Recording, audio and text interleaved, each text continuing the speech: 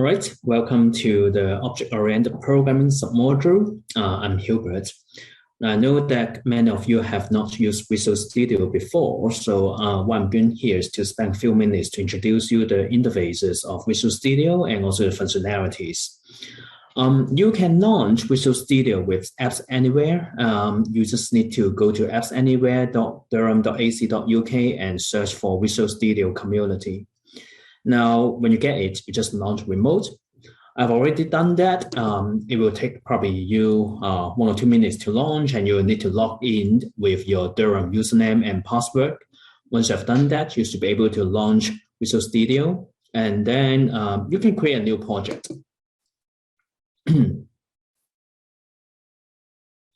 Now, what we are creating is a C# Windows console application.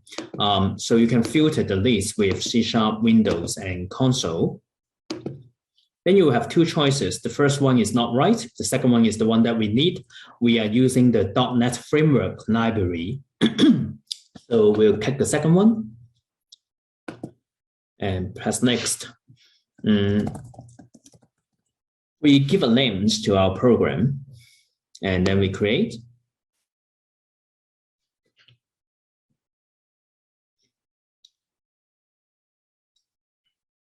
Now, creating a project will take a minute.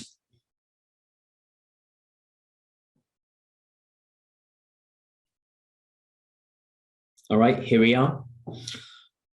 So you can see that in Visual Studio, on the left-hand side, you have the editing panel, and then on the right-hand side, you have the solution explorer. Now, those are the two most important things that you will work with at the moment. Your source code is in program.cs. So if you double-click this one, the source code will be opened on the left-hand side, and then you can edit your source code.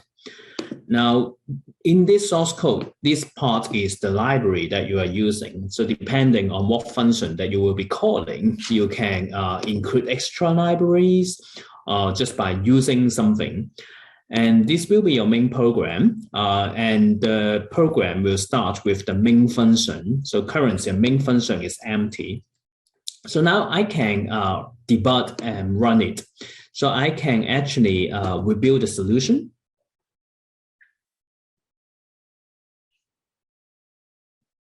Okay, so it has finished.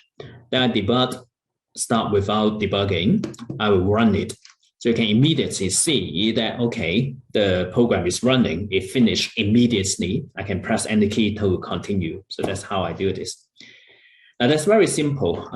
You need to know that C# is a compiler program. So you need to compile the program before you run it. The initial step build is to compile it. And then later on, you have the debugging functionality. Okay.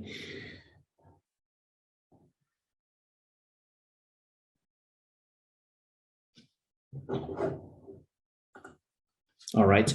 So let's try to write something.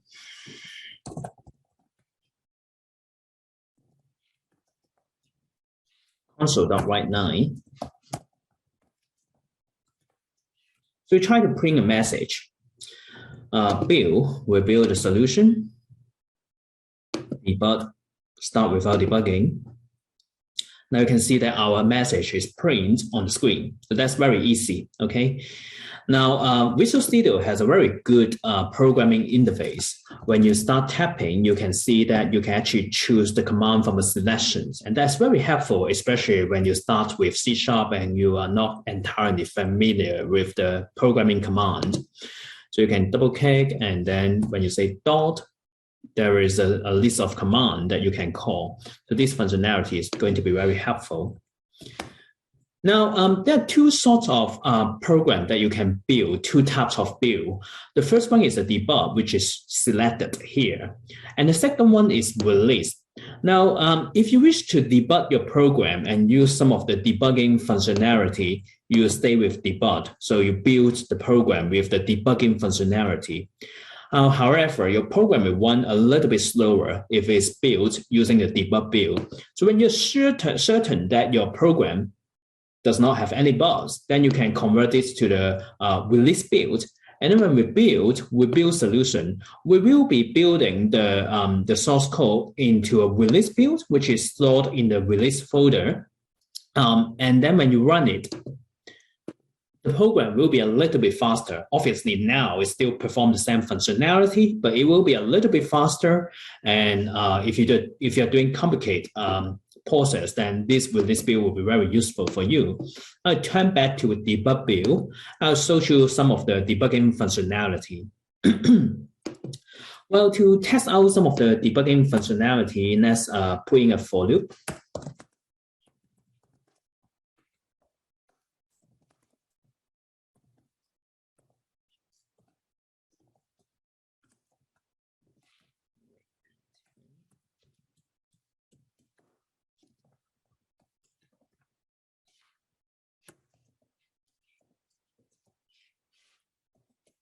Okay, I'll build it.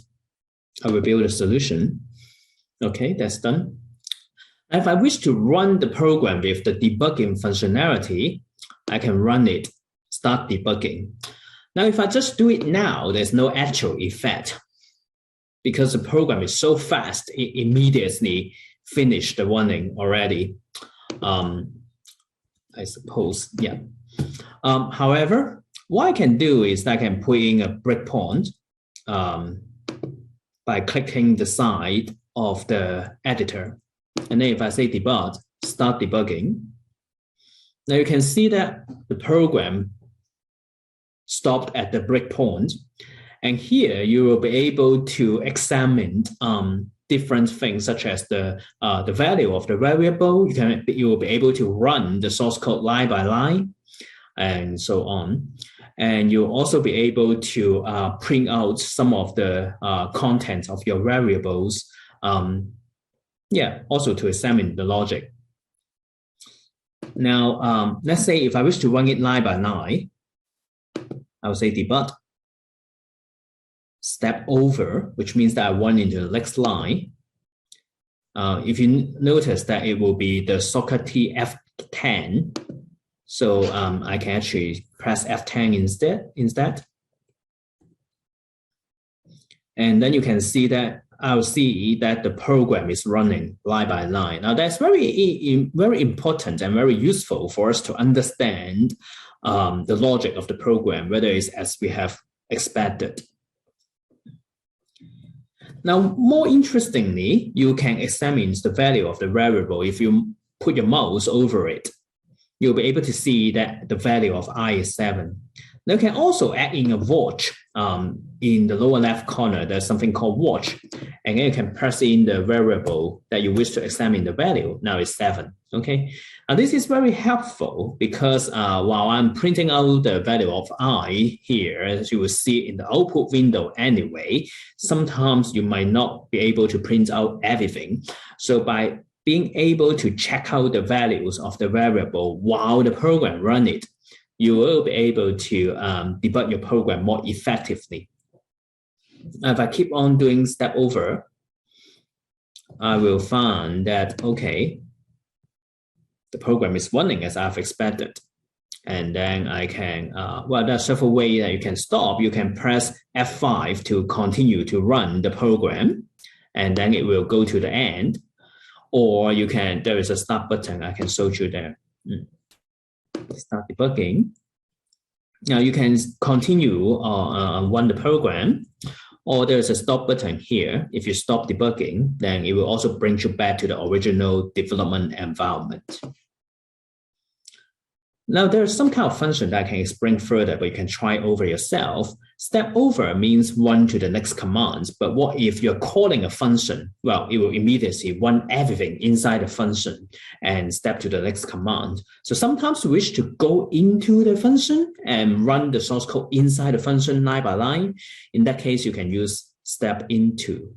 Then you will be able to go into the function that you are highlighting at the moment, you're running at the moment, and check out the content of the function and run it line by line. F5 will be continue when you're doing debugging, so you continue to run. You can set up breakpoint by clicking here. You can unset a click point by clicking here again. Alternatively, there is a new breakpoint here, toggle breakpoint, that you can use. It just has the same function, all right? So that will be all I wish to teach you in the beginning for how to use Visual Studio. There will be a workshop here, so you can try to start working on the workshop and get familiar with the environment. Thank you.